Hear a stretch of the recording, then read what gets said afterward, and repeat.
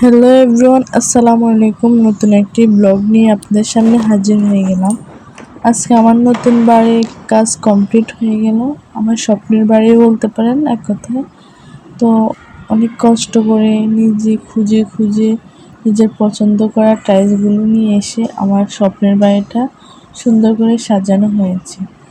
তো ওটাই আপনাদের সাথে একটু শেয়ার করব যে কিভাবে আমি আমার বাড়িটার কাজ কমপ্লিট করলাম বা সম্পন্ন করলাম।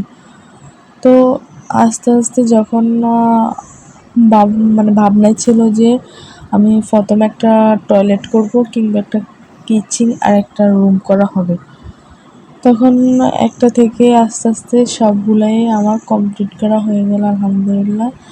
তো যতটুকু লাগানোর চেষ্টা করেছি ততটুকু সবগুলো ভালো লাগানোর চেষ্টা করেছি, কেননা দিন শেষে কাজ একবারই করা হবে, দ্বিতীয়বার কোনো করা হবে না। তো তোমরা যদি কখনো তোমাদের বাড়ির কাজ করো বা করতে চাও, তাহলে তোমরা নিঃসন্দেহে একটু ভালোটাই লাগানোর চেষ্টা করবে, কেননা 2 টাকা বেশি খেলেও ভালোটা করার চেষ্টা করবে, কেননা তুমি টাইলসগুলো বারবার খুলবা না। আর সবসময় কি টাইলসগুলো কি বদলানো কি সম্ভব? সম্ভব না। তো প্রথমে যেটা দেখানো হয়েছে আমার ড্রয়িং রুম দেখানো হয়েছে। তো আমার আতিনার যে টয়লেটটা ওটা তো দেখছো, আর এটা হলো আমার বেডরুম।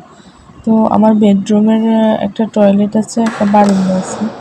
তো টয়লেটের টাইলসটাকে এরকম হয়েছে, এই যে বেসিন আর আয়নাটা ম্যাচিং করা হয়েছে। আর এখানে আমার নিজস্ব ওয়াশরুমে একটা হাই কমেট আর একটা নর্মাল কমেট ছিল। তো হাই কমেট দুটো দেওয়া হয়েছে আমার বেডরুম, আমার বাড়িতে 3টা টয়লেট মোট। তো কর্নার সেটটাও অনেক সুন্দর হয়েছে, তারপর জামা কাপড় রাখার জন্য স্ট্যান্ডটা অনেক সুন্দর হয়েছে। সবগুলোই সোনালি কালার দেওয়ার মধ্যে চেষ্টা করছে। তারপরে এই যে এটা হচ্ছে আমার ওয়াশরুম গেল, আর রুমের তাক সহ সবগুলোই আমি টাইস করছি। এমন না যে যদি আপনি পুরো ওয়াল টাইস করেন, যে তাকগুলো টাইস না করেন, তাহলে ওই যে একটা বালু বালু আছে না, ওইটা কিন্তু সবসময় গায়ে জিনিসপত্র কিন্তু পরে আরও বালু জিনিসটা বেশি হয়। তো আমার বেডরুমের ভিতরে একটা বারান্দা আছে, এটা হলো আমার একটা শখের জায়গা বলতে পারেন। এখন আমি উঠিলেও মাত্র বাসাটা কমপ্লিট করছি। তো বারান্দাটা কেমন হয়েছে একটু জানাবেন, আমাদের তো অস্থির লাগতেছে। এখানে যদি বসি আমি অনেক শান্তি লাগবে। আর রুমের সকেটগুলা সুইচগুলো আমি একটু ব্ল্যাক কালারের মধ্যে দেওয়ার চেষ্টা করছি, কেননা আমার রুমের ওয়াল কিংবা ফ্লোর টাইলসগুলো সবগুলো হোয়াইট কালার, এই কারণে আমি একটু ব্ল্যাক কালারটা দেওয়ার চেষ্টা করছি। আর দরজাগুলো নতুন লাগানো হয়েছে, এগুলো এখনও শুকায় নেই, তাহলে এগুলোর পরে বানিশ করা হবে। তো এখনও আমাদের থাইয়ের কাজ বাকি ছিল। এমনিতে সবগুলো কাজ কমপ্লিট হয়ে গেছে, থাইয়ের কাজটা একটু বাকি, ওটাও কমপ্লিট হয়ে যাবে। তো এটা হলো আমাদের আরেকটা রুম।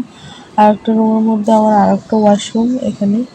তো রুমগুলোর টাইলসগুলো কীরকম হচ্ছে একটু জানাবেন। আমার কাছে তো অনেক ভালো লাগছে, কেননা তো হেভি জিবি কালার আমাদের খুব পছন্দ না, আমাদের খুব সিম্পল কালার পছন্দ, কেননা আমি এই কারণে হোয়াইটের মধ্যে একটু সিম্পলে দেওয়ার চেষ্টা করছি। তো এটা আমার হচ্ছে আরেকটা ওয়াশরুম। আমার ওয়াশরুমগুলোর টাইলস অনেক সুন্দর লাগে আমার কাছে। আমার বেডরুমের ওয়াশরুম আর এই ওয়াশরুমটা সেম, হয়তো এটার টাইলসগুলো একটু ডিফারেন্ট কালার, আর এমনিতে যাবতীয় যা আছে ওগুলো সব সেমই আনছি। যেমন কর্নার সেটটাও সেম আনছি, আপনার জামা কাপড় রাখারটাও সেম আনা হয়েছে। শুধু এখানে বেসিনগুলা বা যাবতীয় জিনিসগুলো একটু ডিফারেন্ট কালার নেওয়ার চেষ্টা করছি।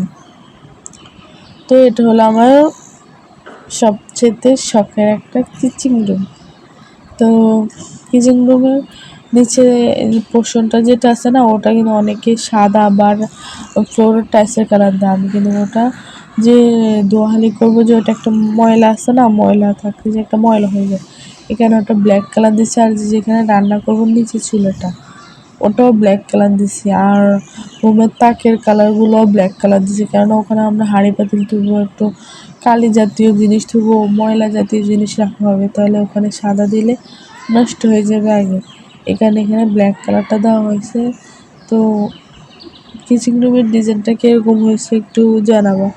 আমার কাছে তো অনেক শান্তি লাগছে যে নিজের মনের মতো করেই করতে পারছি, ওটাই বেশি। কেন সবসময় তো আমি ঘরের কাজ করবো না, তো যতটুকু করেছি নিজের মতো করে করছি। তো সবাই দোয়া করবেন আমাদের জন্য, আর ভিডিওটি কেমন লাগলো জানাবেন। আসসালামু আলাইকুম।